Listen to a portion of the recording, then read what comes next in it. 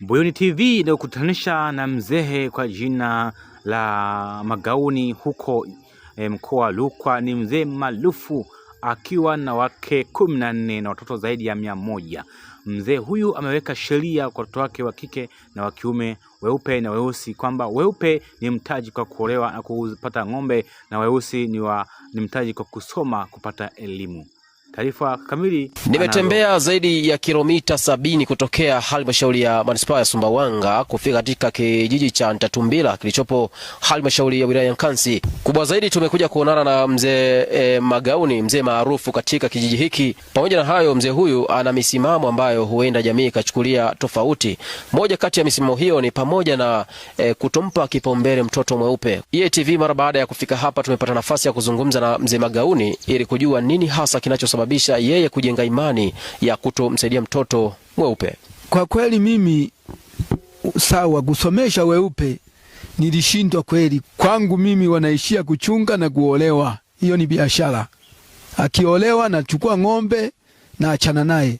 Na huyu namuoesha anaenda kuchunga ng'ombe tu bila kusoma. Na vipi kwa mamlaka ambazo labda zinahimiza kuwapa watoto elimu, lakini pia kukemea vitendo vya unyanyasaji kwa maana ya kuwezesha kwamba watoto wanapata elimu na vitu kama hivyo? Je, umeshakutana nao na wewe mtazamo wako ukoje? Mimi mtazamo wangu, wale weupe nikimzaa weupe ni kuchunga ng'ombe na kuoesha kama mwanaume. Mwanamke ni kuolewa. Na mwanaume weupe hata huna ng'ombe anakubali kuoa bure kwa ajili kangozi hako wanampenda hata wa ukweni, ni mbegu. Kuliko mweusi paka atazeheka unaye.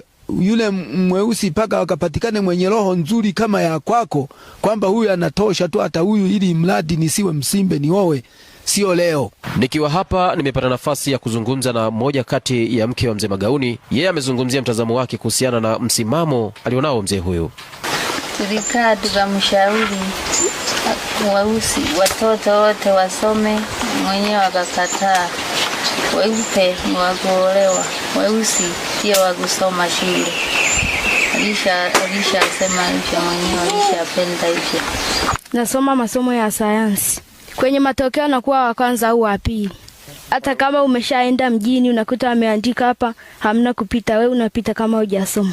Namshauri baba asomeshe wenzangu wawe kama mimi. Mzee Magauni, yani wewe ningekusomesha paka dakika ya mwisho. Maana hata ng'ombe zangu ziishie kwako sawa, kwa ajili na wewe upate haki, peleni utakuwa mweupe. Swali la kujiuliza ni kwamba wewe unayefuatilia taarifa hii, ni kwamba ungepata nafasi ya kuzaliwa katika familia ya mzee Magauni, nafasi yako ingekuwa ipi katika familia hii? Kutoka hapa katika kijiji cha Ntatumbila ilipo familia ya mzee Magauni,